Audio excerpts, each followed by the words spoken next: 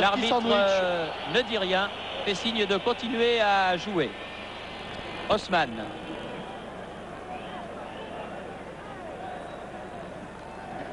Oui, on voit Laurent Rousset qui a été bousculé.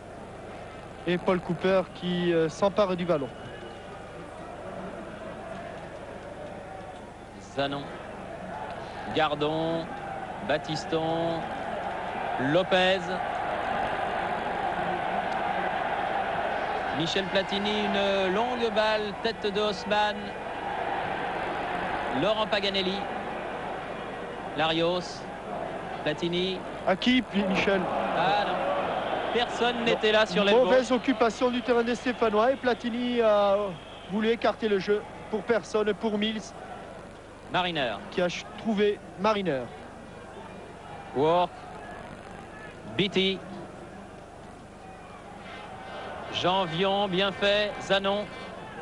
Bousculé par Thyssen, l'arbitre ne siffle pas. Mariner. Brazil.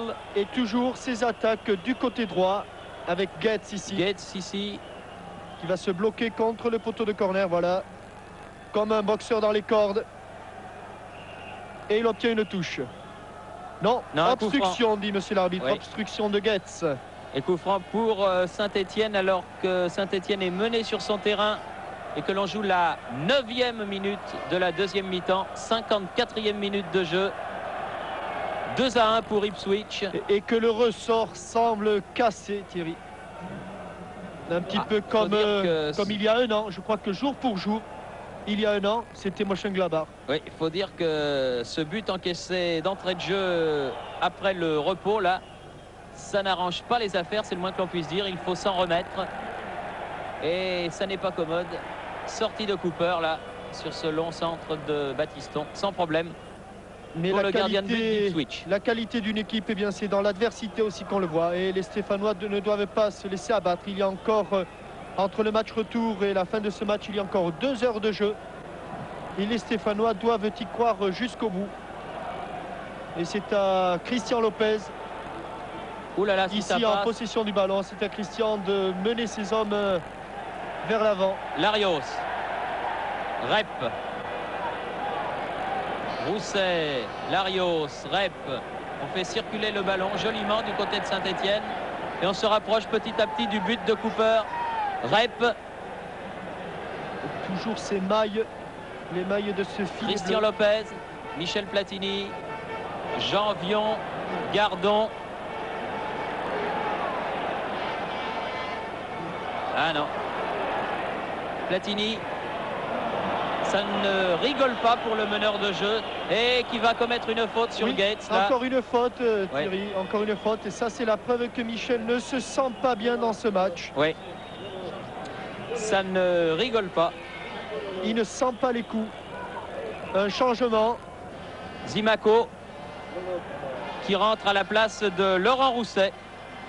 Laurent Rousset sort donc et Jacques Zimaco rentre à la place de Laurent Rousset à la 10e minute de la deuxième mi-temps. Rentrée donc dans le grand bain de Jacques Zimaco. C'est Johnny Rep qui va occuper l'axe central.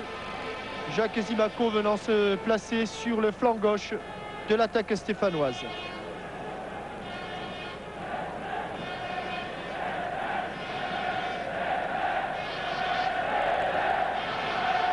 Et le public qui encourage les Verts, c'est maintenant qu'ils en ont besoin. Jean Vion. Zanon. Contrer le dégagement de Zanon. Brazil. Mariner. Thyssen. Gates. Jusqu'à Lopez.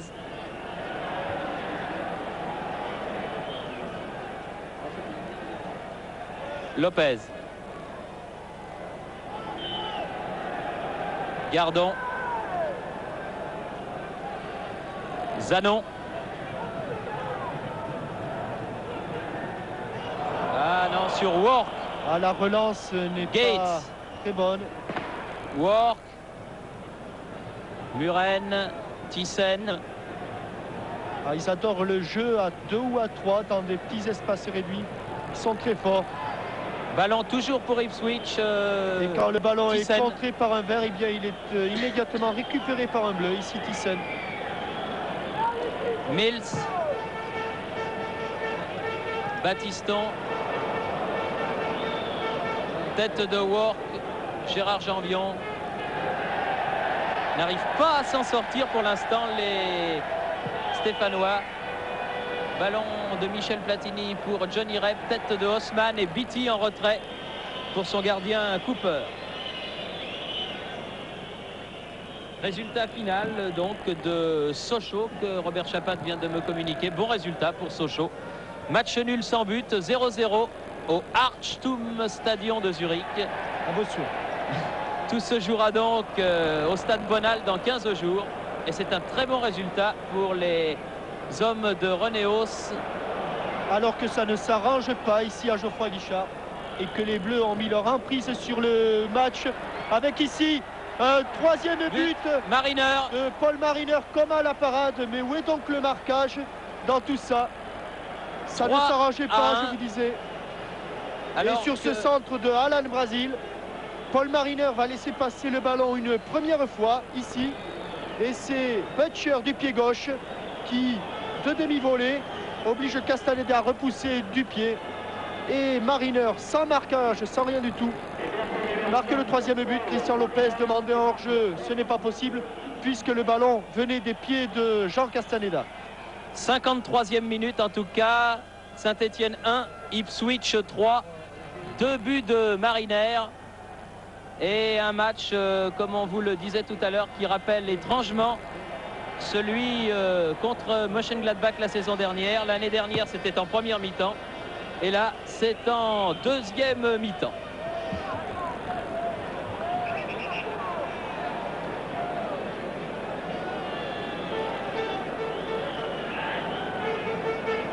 Christian Lopez, Simaco. Alors au résultat, est-ce que les Bleus vont ajouter le panache? À 2-1, ils continuent à attaquer. À 3-1, il m'étonnerait fort que les Bleus changent leur tactique. On a l'impression de toute manière que cette tactique est la leur, quoi qu'il arrive, que ce soit chez eux ou à l'extérieur. Attaque très saignante là, de Mariner. C'est la première fois, je crois, Jean-Michel, depuis que Jean Castaneda est dans les buts de Saint-Étienne, qu'il concède 3 buts. Oui, c'est la première fois. Tout à fait exact. Michel Platini, Zanon. Platini. Johnny Rep, Butcher en touche. Et le doute s'est installé dans les esprits stéphanois. On est superstitieux chez les footballeurs.